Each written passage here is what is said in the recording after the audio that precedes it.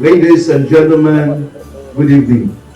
Nothing can best exemplify hope than this Christmas tree. Lighting this tree is both timely and relevant. Timely because it officially marks the Unitide season in Lapu-Lapu City.